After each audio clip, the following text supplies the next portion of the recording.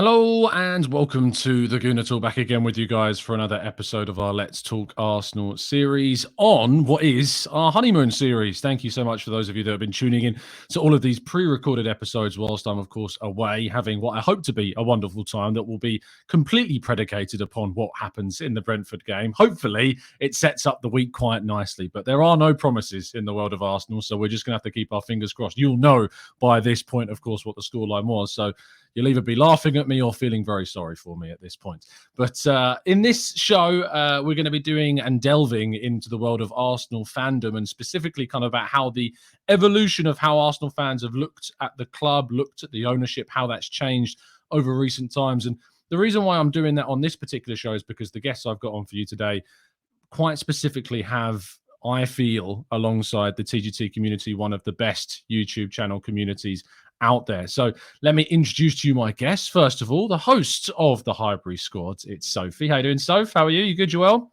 Epic, Tom. Thanks so much for asking, and thanks for having us here today. Can't Pleasure. wait for this Absolutely. And you say us because it wouldn't be Highbury Squad without the other half. And how are we doing, Kev? We good? We well? Hey, I'm good. I'm good. Thanks, Tom. Hi, Sol.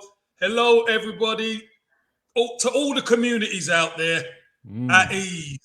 Squaddies. Absolutely. Yeah, I mean, I think let's start there. The last time, Sophie, we spoke about channel communities was actually it was in person because we were at the live show in the Ridley Road Social Club with Mike's show, and Mike kind of went on at length. I mean, he had his little placards with about 1 billion pieces of text on to read from, and he was very kind about both of our channels' communities. But I think that I think I can speak for you in a bit in the sense that we do feel a bit of a responsibility with our communities in kind of cultivating it in a sense and molding it to have kind of the right kind of atmosphere and environment for discussion, for respect, for opinions to be held and had and listened to. Why is that for you, and why has that been so important in the growth of HS? Firstly, thanks so much, because when we do get recognition for our community, and we always call it a kind global community, it means the world to us, because when we first started out, we really wanted to build a hub that gives people like a safe haven, that they don't feel like they have to be monitored, or they have to feel like they have to hold back in terms of their thoughts and their opinions. But we've always promoted kindness, no abuse, none of the usual things that maybe you'll see at games that some fans get away with. Now, with that said, we also have a fiery side to us, a very passionate side to us that comes out post games, and also the player versus fan perspective with myself and Kevin. And that also kind of ignites our audience to have that similar and same conversation. For me, it's always also been about everyone having a voice. And I understand that some channels, super chats and things like that are an important part of people's livelihoods. I think one of the things that listeners tend to forget is, there's a lot of people that don't make a gazillion dollars out of doing this. And there's certain, tools and resources that YouTube has that podcasters and hosts can tap into. For me, I think, we made a vow very early on that, we're the voice of the fan for every football fan and every Arsenal fan. And we're powered by our fans. And that has kind of stuck along with us. And I think people appreciate that too. So we've always wanted to be a platform where everyone can come and be themselves in a time and in a world maybe that, people are picked on, or people dig out your comments. And for us, I think we really grew during the lockdown series, because as much as we were there for everybody, I think at times, Kev and I also needed that boost during a time where things were really uncertain. So yeah, likewise with your community, and we love jumping in. And when this is a live show, of course, there's always a lot of intelligent people that have a lot of good things to say about the club. And also when they don't, I think you and I and Kev challenge them to their comments and their opinions as well. Absolutely. Yeah. The thing that's been the weirdest about doing these pre-recorded shows is not having the chat Yeah, box, it's weird, to isn't kind of it? reference. It is strange doing a show without kind of that interaction in a way, because it feels so alien. I have been assured by Mike that he's going to tune into the show that he did at 3 a.m. over in the US just to be admin of the chat box, because when these actually go live, there will be a live chat box watching it for the first kind of rollout of it, and then of course it will just be like a normal video. So there will be live comments going on whilst it's going out on the first playthrough. Cool. But yeah, it's going to be interesting to see how that reacts. Casey, what I find interesting from your perspective is, I think it's actually quite endemic in a sense that there aren't, and I'm trying to think of another example. I know that the likes of Ian Wright, of course, has his own podcast, and a number of other players that get involved in podcasts, but specifically kind of live shows where there is a live audience. I think that you might be, and apologies to anyone I have forgotten, the only former Arsenal player for certain that is kind of involved in this kind of dynamic. And when I tune into the Highbury Squad, or whenever I'm a guest on the Highbury Squad, your interaction with fans is no different to mine or Sophie's or anyone else's. And there's no kind of air that if no one knew who you was, that you was a former Arsenal player. Are you conscious of that when interacting? Is there a sense of kind of duty to, the appreciation of the fandom? Or is it just, I'm just going to be myself and jump on a podcast and talk about the club I love? Good point, Tom. I don't ever think, I'm the ex-Arsenal player and I've got to act a certain way. I think the only way you actually get the truth is by being yourself. Yeah. Now, if I am myself, Sophie's how good a host Sophie is, but my personality does dovetail with what Sophie's personality, and the whole community tends to come together. So when you do interact, listen, I'm a talkative person. I like people. I've always respected the fan base. I'm an Arsenal fan first and foremost before I was a player. So fan, player, back to being a fan. So we could look at pictures and footage of me playing, but that's the past, Tom. We're talking about the here and now. Yeah, I've got history of being within the club, but I honestly, truly believe all our opinions are valid, and let's get them out and let's hear them. Because if everybody's got a voice and everybody's willing to listen, that's the other thing. That's why you got 2 ears and 1 mouth. You're supposed to listen twice as much as you talk. Then we do stand a better chance. And it's a breath, to be honest, it's a breath of fresh air. I always wanted to get on this side of the camera to give something back. I think is really important for the likes of myself, because of what I've done, to give something back. And there's no better place really than obviously with Sophie on the Highbury Squad and joining the likes of yourself on Gooner Talk and Harry Sibiu and doing all the others. What I can do, if I can, I will do it, because I think it's important. Absolutely. Smashed it. I think that where I wanted to kind of take this discussion was to kind of go back to a certain point in time of where the Arsenal fan base was at one stage and where we've got to now. Because I don't think I'm saying anything controversial, that this is probably the warmest I've ever felt the Arsenal fan base at this moment in time. It's so receptive, so passionate in the stadium. The noise that the crowd generates, not even just away from home where we've always had amazing away fans, but there's always been a bit of a stigma around the Emirates Stadium. And I think that has been blown out of the water in the last, not just this season, but at the end of last season. And to be fair, mostly throughout last season as well.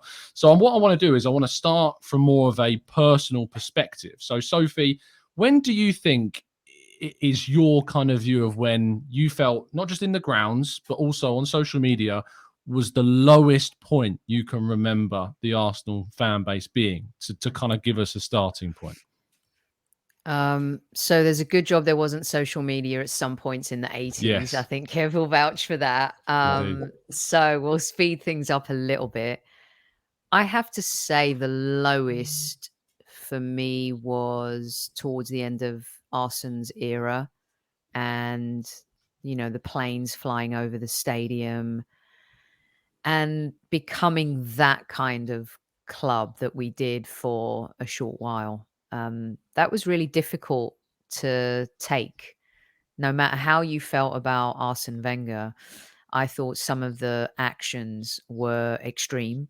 But I also felt like those actions were extreme because the club weren't taking extreme actions to perhaps remove a manager who clearly had given us so much, changed the game in so many ways, not only for our club, but English football. Um, you know, his pink slip. And that's hard when someone's been there for so long to say goodbye. It is really difficult to pull the band-aid off. And the FA Cups, I think, towards the end, added additional years to his tenure that perhaps many Arsenal fans felt wasn't warranted. So for me, that was the lowest moment as a fan that I can remember. Yes, there were low moments under Emery, and at the beginning, I think Arteta was saved from similar low moments because of COVID. If there were fans in stadium during the 8th and 8th seasons, I wonder what that would have looked like. In hindsight, thank goodness that though we didn't get to know what that felt like. Yeah. Because the narrative could have been really different too. So for me, without doubt, the last of the Wenger years. Yeah, it'd be interesting to see actually, during the seasons of COVID as well, if actually the presence of fans would have changed the results as well. Who knows? Yeah. Because that I think we're seeing now the momentum that Arsenal have had, not just with their performances, but when Saliba scored that own goal, over so recently, and the reaction to that. If someone had scored an own goal during the end of Arsene Wenger's era, I can't really imagine the fan base reacting in a similar fashion. Kev, I saw you nodding along when Sophie mentioned about the end of Arsene Wenger's era at the club. It was difficult, it was a really difficult time because you've got this guy that has been at the club for so long, done so much, achieved so much, and obviously there was years of financial restriction, which, in fairness, towards the end of his time, Arsenal were spending money. I think, but by kind of the end of just before the start of the 2010s, and when he finished, Arsenal had spent something close to like 500 odd million pounds on players. So it wasn't like Arsenal weren't spending money; they'd spent money in the latter years, but yet we'd still found ourselves then dropping out of Europe under Arsene Wenger, or the Champions League specifically, under Arsene Wenger. So. You agree with what Sophie said, but for you, how was that time? And at that time, did you really think that fan pressure, that fan build-up would ultimately see kind of the Arsenal make a huge decision and allow Wenger to move on, or forcefully move him on? Well, yeah, I did. I think there was a time after the Chelsea victory in the FA Cup where Arsene Wenger said he's going to leave his decision right to the end of the season. And during that season, there were fans battling each other. It was toxic. It wasn't good.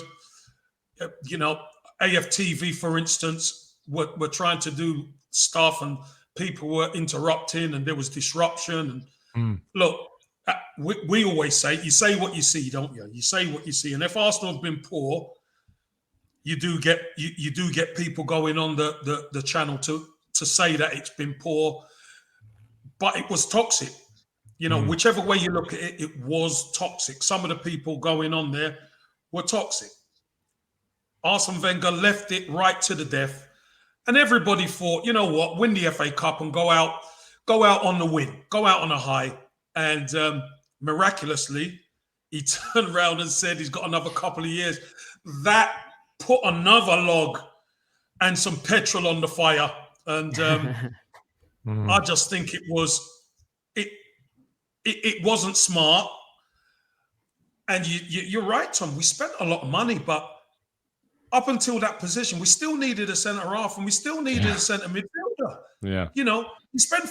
If you told me Arsenal were going to spend 500 million and still not address those two positions, people would call you mad, put him in a straitjacket. But we didn't. And when you don't address those problems, and we didn't address those problems, maybe the latter part of Arsene Wenger's, tenure, we wonder why we struggled. We had some wonderful players going forward. We had an impressive Jack Wilshere in the midfield. But where was that spine? Where was that bedrock? So Arsene Wenger, look, Arsenal fans ain't stupid.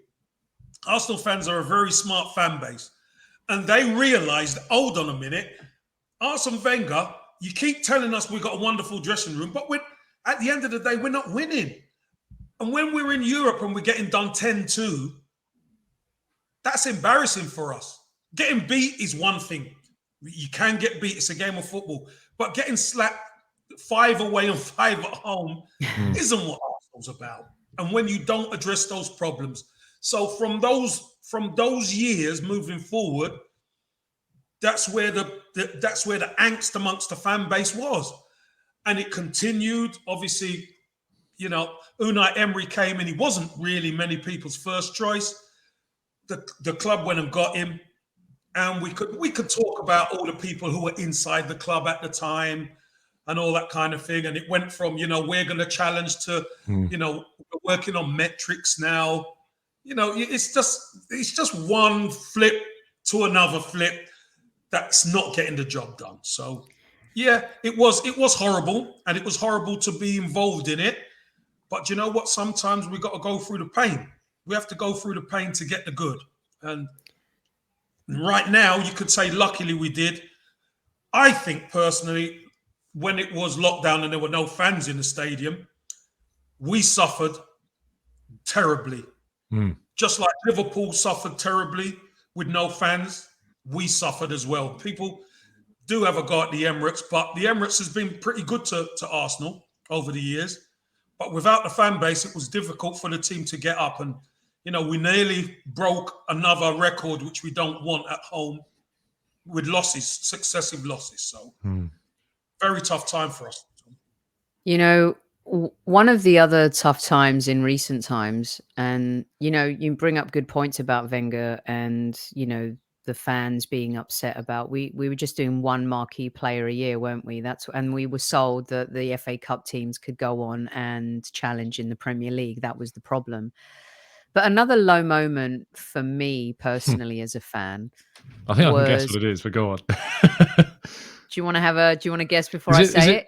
Well, the way you were going down that sentence, I was going to guess the Petr Cech summer, but no, I was going to say that I felt, as much as I wasn't sure about Arteta at the time, I was really angry for him, or upset for him, losing to Emery in the semi-final of the Europa League. That was really painful. Because I think most sensible Arsenal fans really wanted that moment for him to beat the man who he replaced. And so when we did the 8th and 8th and lost in that semi-final and then started the following season 0-0-0, that was pretty low. And that was one of those, oh no, where are we going from here? But credit to him to turn it around the way he has with Adu and with these players is unbelievable. So that was just in terms of recent times, that was very low, but a good example of a low that was completely turned on its head, which is that was rock kind of bottom, unreal. wasn't it? Yeah, it was pretty bad. They say sometimes you got to hit rock bottom. Last season, the start of last season, 0-0-0 was rock bottom for us. Yeah. I mean, I felt as though, at the end of the Arsene Wenger tenure, Arsenal were on this slide and they were going backwards. And I don't necessarily think that Unai Emery, and I know that myself and you, Soph, can debate all day about Unai Emery's tenure, but I never felt like Unai Emery arrested the slide in the end. I know that he took us to that Europa League final, we finished 5th, but I still feel like I didn't ever feel like the 5th place that we finished in felt like necessarily the 5th place that we finished in, say, last season. I think there's a real contrast between those two positions, despite they're the same position in the league. The position as a club, I felt, is contrasting in those two kind of 5th places. And so when Arteta came in, Arsenal was still sliding. We were 11th place when he took over.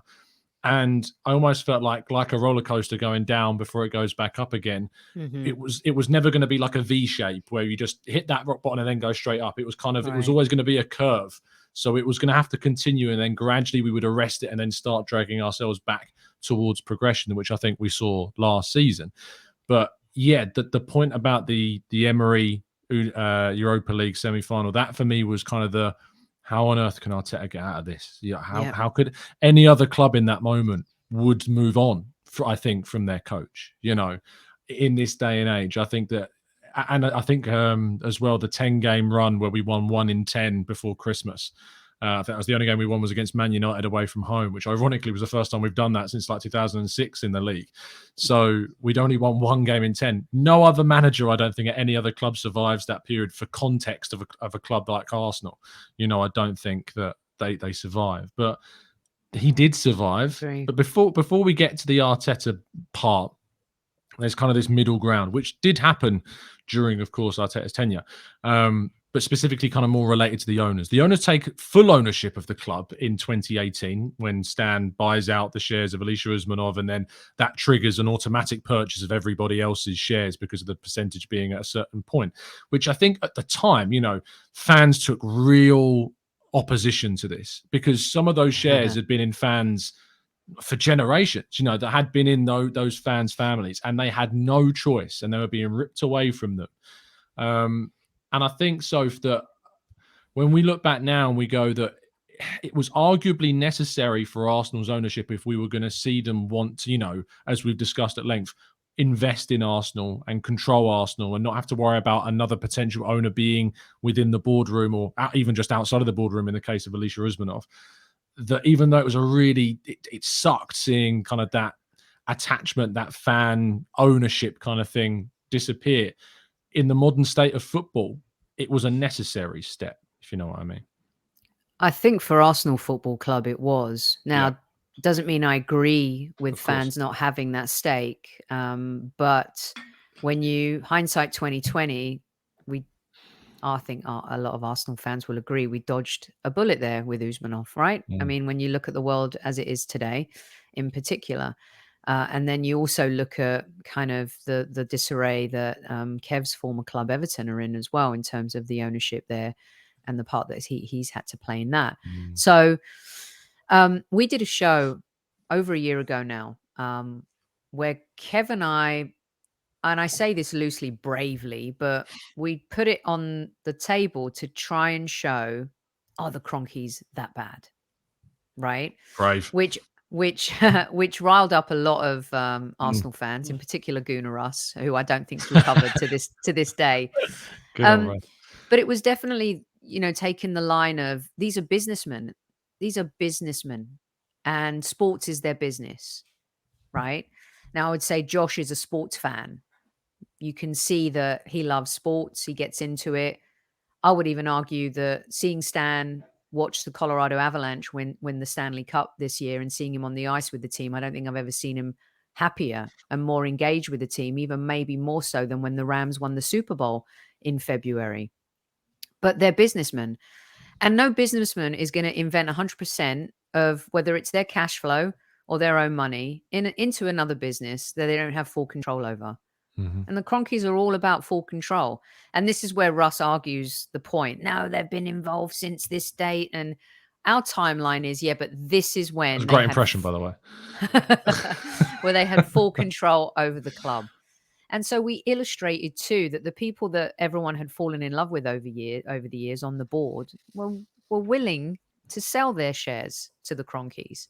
And these are people that were part of the infrastructure. Kev will tell you when he signed for the club, standing next to the chairman and all of these other key influencers and key informers decided it was time to move on.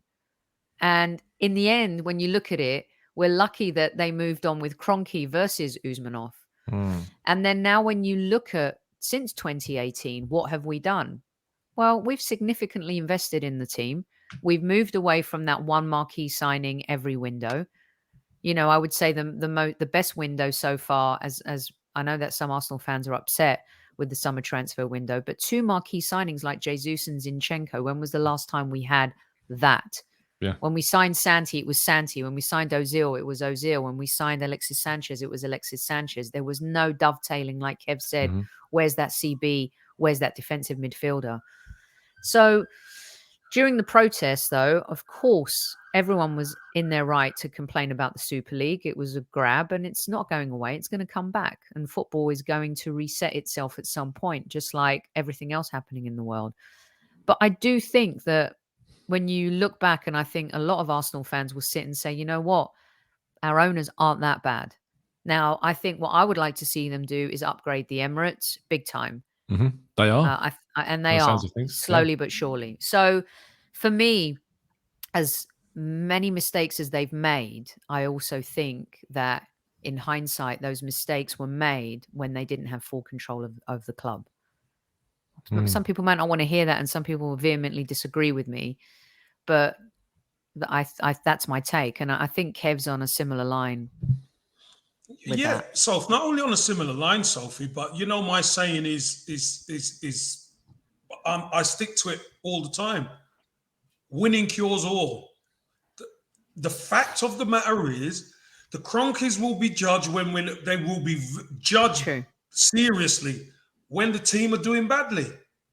But you see, when the teams start to win and the teams start to have a feeling with the fan base, all of a sudden the Cronkies are not quite a big problem. Some people still have in their heart that, you know, we want the Cronkies out. But that swell of public opinion isn't there.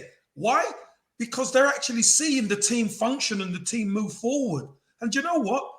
I mentioned it on the Monday Madness yesterday. When you're top of the league, you know, a lot of things, people are willing to, do you know what? I'll suffer that. When you are top of the league, you will suffer that. If we were sitting in 10th, 11th, you could imagine what would be being said. So again, the key is to win. Now that the Cronkies are in full control, they've got to prove that they can win and have a manager who can win.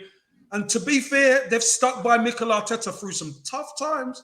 Although, you know, there's been some tough times off the pitch. There'll still be some tough times, real tough times on it. They've had to back him ripping the back out of the squad, getting rid of the big earners, and building a squad that are likeable. And you know what's even better? When you build a squad that's likeable and you start winning football matches, Tom, Sophie, everything works. Everything feels better. And Kev, how much money have they eaten with these contracts? I mean, when I think that's something fans as Edu describes it. That's still, yeah.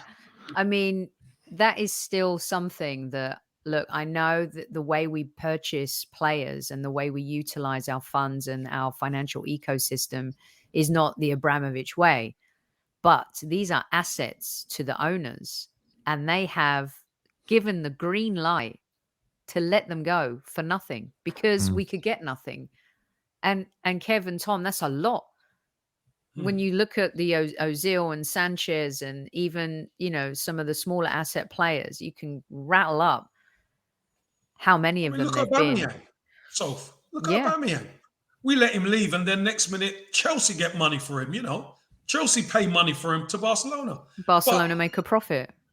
Yeah, but for our football club, it was essential to Mikel Arteta and the group that Aubameyang is out of the building.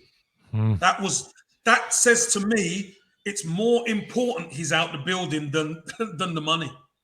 But for me, you can tell that there's kind of there's a real everyone's kind of on a level. And I think that was clear in the All or Nothing documentary of Josh and Arteta. Everyone seems to be on a level. Everyone's singing from kind of the same hymn sheet. It doesn't always materialize into a perfect transfer window, and I don't think the last transfer window was perfect. I thought it was, you know, I think we did some great things. Obviously, I think we left ourselves short in a couple of areas, but everything that we did, the Jesus, the Zinchenko, the Fabio Vieira, Arteta spoke recently about how much when he saw him, he wanted him. The club went and got him for him.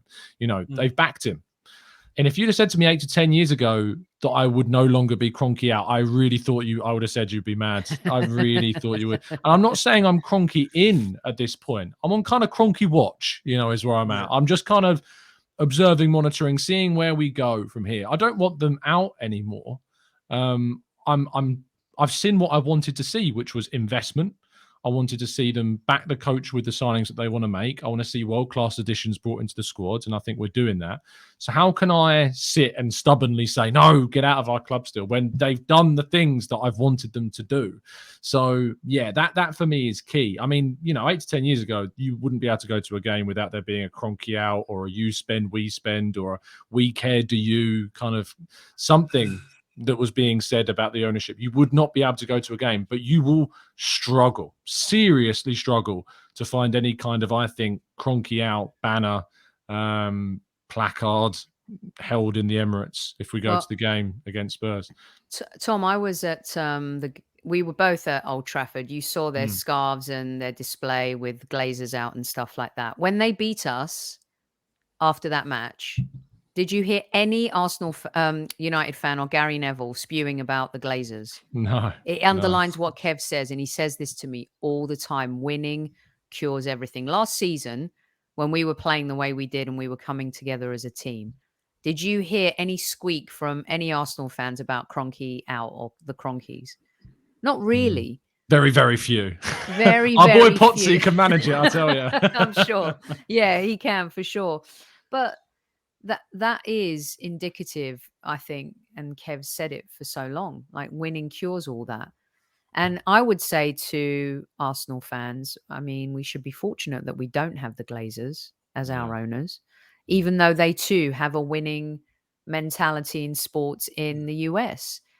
And I would say, like, when you say now, I'm not really Kroenke out, I'm not. I think these guys understand sports, and Arsenal is the next big project. And you can look at the trajectory of their teams in the US. They've done some horrible things. Don't get me wrong.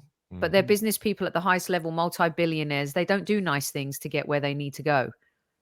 They've also, his brother-in-law's just bought the Denver Broncos. And what is that all about too? They're one of the biggest landowner families in the United States. That whole area in Denver, poof, wait till you see that in 2 or 3 years, what they're going to do to that. So yeah, they own the team, but they're also about the land around Mile High. I still call it Mile High Stadium. But there's plans for each of their, I think, they've missed the boat a little on the Denver Nuggets. That's going to come back. They're not going anywhere. The Avalanche, that was their next big project. Boom, get us back to a Stanley Cup. The Rams, they ripped the heart out of St. Louis, yes. And they really saw a lot of, community struggle losing the Rams. It's massive. We've seen what happened to our clubs during COVID, during these, moments when there aren't games, how the communities suffer. However, at the end of the day, I'm sorry, like to say this in the level I am, but they're business people. And their next form of business, I do think, is Arsenal Football Club. Because they've conquered that. They even conquered it with their lacrosse team this last season, winning the national championship. So I would say, when I look around and I see owners, I'm cool with the Kroenkes owning Arsenal Football Club right now. Yeah, I don't think there's an argument you can say that the Kroenkes don't want to win things. The evidence is there to suggest that they do, and that's, you can look at that across all their franchises. Whilst, yes, it's a business, and football is that, and lots of other sports, pretty much all of them are these days, they're businesses, and they have to make a profit. Otherwise, why would you do it? If you're making loss after loss for 10 plus years, and I know that Arsenal have made loss after loss in recent years, but you can see the strategy to try and stop that from happening in the future by making more sensible decisions in the transfer market and bringing in players for a lower fee that you could sell on in the future, like Tavares, for instance, as an example.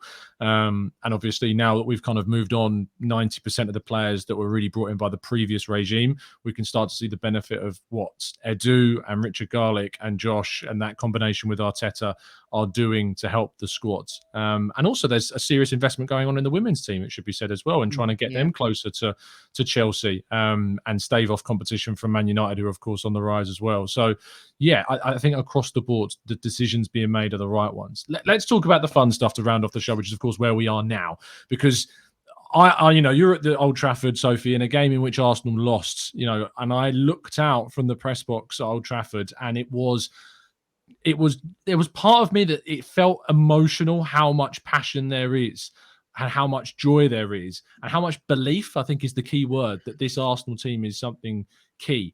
I think what's telling as well is that it took as long as it did for Mikel Arteta to get his own chant, which I know has an irony about it because we didn't make the Champions League last season. And that, of course, remains the expectation. I look forward one day to hopefully that song not being talking about on his way to the Champions League, but on his way to the Premier League. That's what I look forward to, that song evolving into that, because I feel as though this has got a fan base that really feels as though that they could one day, under this coach potentially, turn that song into that other song. Yeah, I mean, it was so. I was trying to. I think the the internet reception's as bad as Old Trafford as it is at Emirates, because as Oh, soon it's as our terrible. goal was disallowed, I was texting Kev. They burst our bubble. That celebration was everything, everything. Mm. And I know you could hear and see it. And you've been on both sides, Tom. And Kev's been on the pitch, and he's been in the stands when we beat, Liverpool 2-0 at Anfield in '89 with fans and stuff. That was the most outrageous celebration ever. I don't know. I hugged and kissed people I've never met before, which is just the beauty of football. Going back to that, the joy, everything. And even after the goal was disallowed, I think we all felt, is this going to be that kind of day at Old Trafford? That was the pin drop, but nobody gave up. Everyone carried on singing, whether it's Jesus, Zinchenko, Arteta, Saka and Emil Smith-Rowe, Saliba, which is going to infuriate fans as the season goes. That song, you could just tell. It was real magic. And this is why I love away days. I think away days are always so much better than Yeah, home days. They're so great. But it's just magic. And to see it again, I was at the Emirates. Remember when we got kicked out of the Europa League by Olympiacos? Tsimikas had I was like, we should get him. We should buy that. We should buy that left back. Yeah. That El was Arabi with the goal. Yeah, that was where you felt, okay, he needs his own players. And that tension in the crowd. And there was a West Brom game I went to. I think it was either the week before or a few days after that. It was when people started not showing up at the Emirates, and to go and from that and then see what's happening now is amazing. And our fans have been brilliant. Can't get a ticket these days. No, I was you need lucky to know get someone a ticket. to get a ticket. Honestly, it's mad. People, I remember the amount of times I see on Twitter people posting kind of they're in the queue and they're like 3,000 or something in the queue. It's ridiculous. I think I've seen one that was like 33,000 or something. It's mad. And Kev, that sense of belief, it has come from, I think, and I don't want to go Arteta heavy and Arteta crazy because I know it drives some people mad, but when we've watched now the All or Nothing series and we've listened to him speak, he cannot stop talking about the fans. He talks about the fans all the time. He talks about methods to try and connect the fans, like with the Angel song from Louis Dunford that he wanted to immediately integrate into the club. You could tell when we sung the Saliba song against Bournemouth, the following week, that song came on when we beat Fulham. Like there's a connection. They're recognizing what the fans are building on and they are trying to build momentum with it. And I think Arteta has recognized how important that is because, Man City aren't exactly, and I'm not going to say he's taken that from City because City are known for not having the best of home support, in the world. Yeah. So this is clearly something that Arteta himself, along with obviously people that are in and around the club with him, have really kind of built this policy, I guess, to try and boost the fan experience, the fan momentum, because he knows that's key into getting Arsenal back to the top. And I'm enjoying it, Kev. I really, really am. I am too, Tom, if I'm honest with you. I think, obviously, Mikel Arteta has previous with Arsenal because he's been captain. Edu gets it. He's been part of the Invincibles and part of a great group of players who, Sophie and I often talk about, used to turn up those days. And, it's a matter of how many we're going to win. It's not a matter of if we're going to win. It's a matter of how many. That's a trust in the players. That's a trust in the Arsenal of that time. We have to get that back. In order to get that back, we need likable players. We need players, I always say, players, when they cross that white line, are going to give everything. They might not play great all the time, but they will give everything and, they can tough out a win. Tom, this stage last season, we were struggling. This time, this season, we find ourselves top of the league. I'm not saying we're going to be there at the end. I would love us to be there at the end. Yeah. Of course I would. But the point I'm trying to make is Mikel Arteta is getting the best out of these players by connecting them to that fan base. And the fan base, I've got to give 11 out of 10 to the fan base.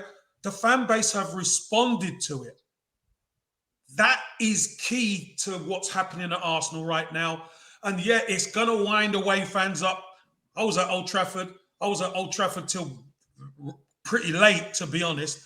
And I I was in a director's box and was speaking to a lot of the Man United hierarchy, and they were saying how dangerous we are and how much of a problem we're going to be. Yeah, they won the game because they were so clinical. Yeah, but good teams realize this Arsenal team are for real, and you've got to give credit to Mikel Arteta. You've got to give credit to the players. But you know what? The Gooner fans have been amazing, both away from home and at the Emirates. That's for sure. Kev got me thinking about something when we were talking about whether we stay up the top. I tell you, I'll go out on a limb here. If we were to win the league this season, now I'm going to do something crazy. If we were to win the league this season, for me personally, I think it's a greater achievement than Anfield '89 and the Invincibles. Woof. That's some goal, but I guess against this Manchester City team and this Liverpool team, and being in this environment and coming back from being on our knees and nowhere and ridiculed and laughed at. Wow. I think it'll be the greatest achievement by any Arsenal manager. I think, the 89 season for me is a bigger achievement than the Invincibles just because of how dominant Liverpool as a club were during that era. The Invincibles season is amazing.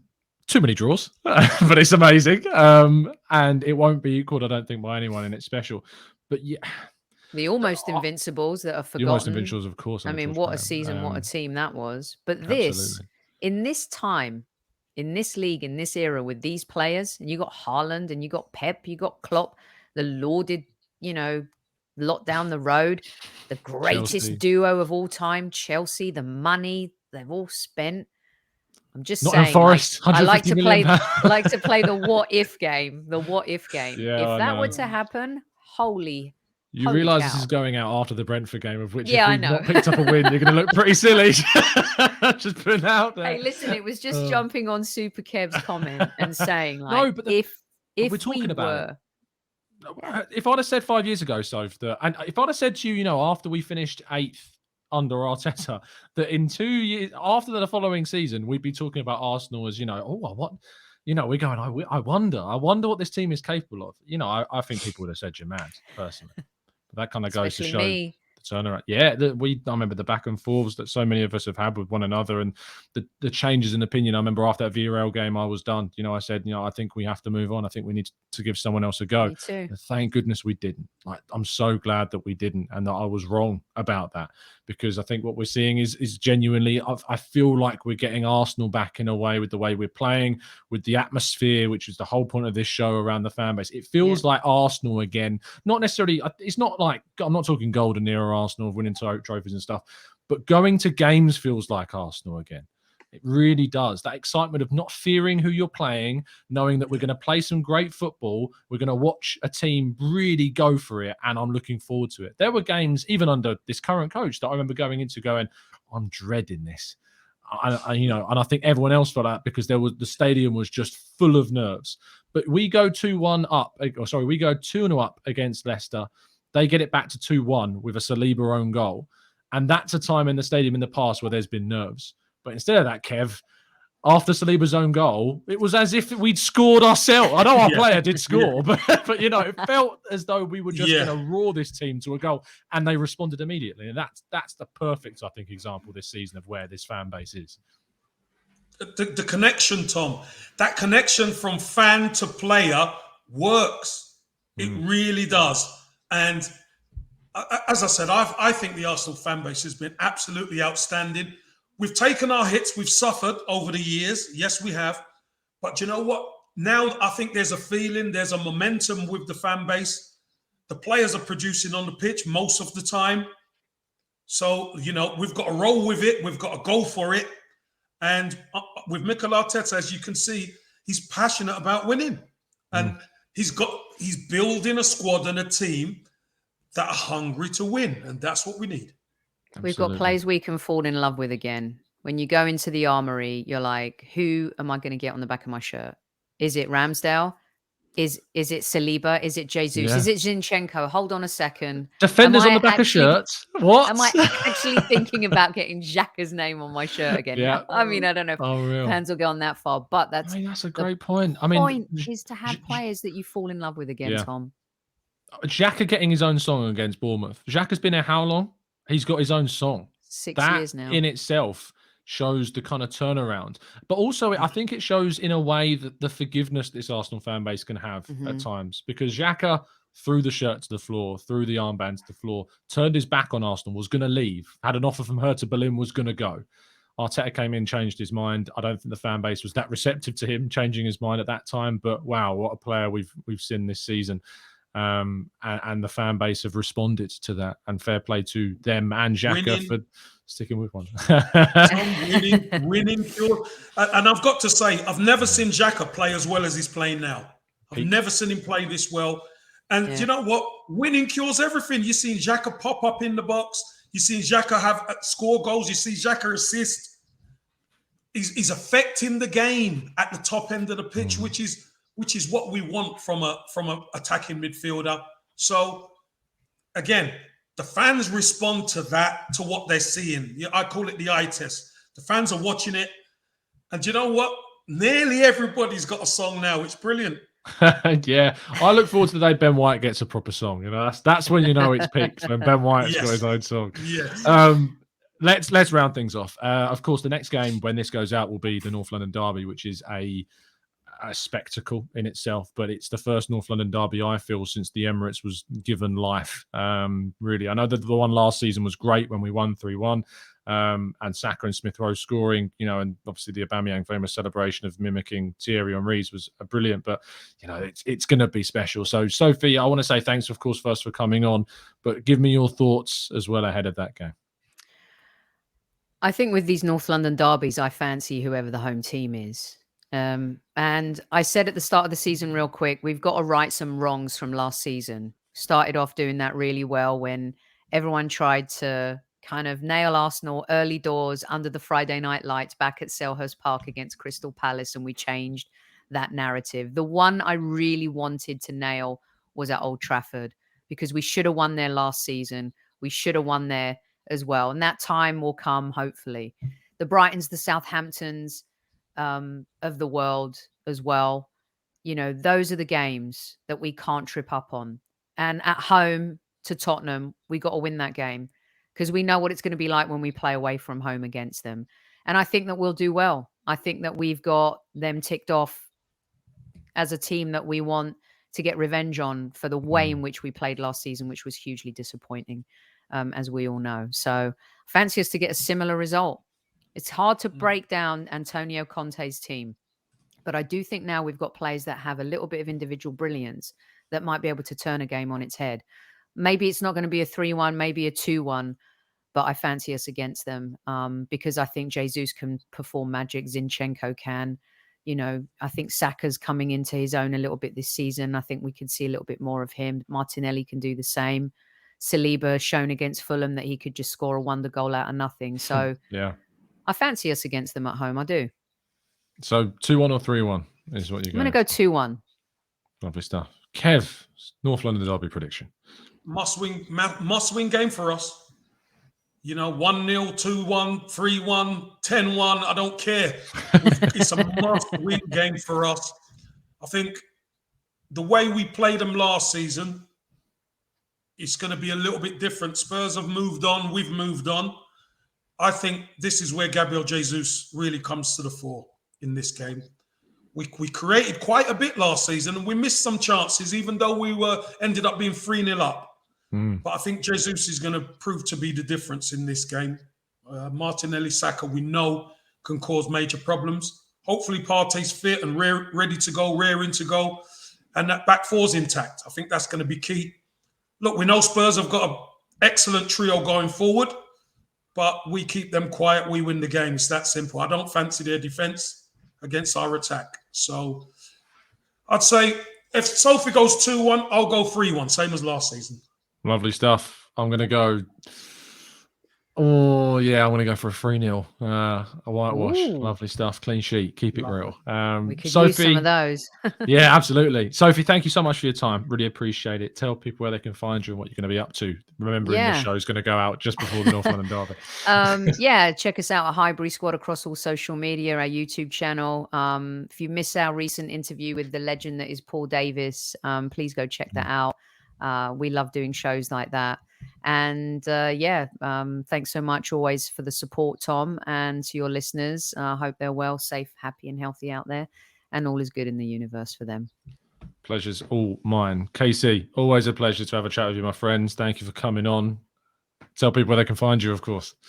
Yeah, at #1 Kevin Campbell, and you find me at Highbury Squad as well. So whichever one you fancy, come and find me. Again, thanks, Tom, for allowing us to come and join your community. Pleasure. I'll give everybody the salute. I'll tell everybody just what I tell the squaddies. Tell your loved ones you love them, and enjoy yourself and take good care, because you know what? If you don't look after yourself, no one's going to look after you. Take care. And winning cures all, as Kev says. It does. Love it, Tom. You see? Going to adopt that. Lovely stuff. Make sure you do, indeed, listeners, go and check out the Highbury Squad. Amazing, committed content every single week. Do not be not a subscriber to that channel, which you should be. So do go check it out. You'll be able to find me, I'm probably sure, tomorrow at 8 a.m, even whenever this eventually does go out. Probably nearer the North London Derby for context now, considering today's conversation. But thank you for listening. Do drop a like on the video. Do subscribe to the channel if you're new. And as always, up the Arsenal.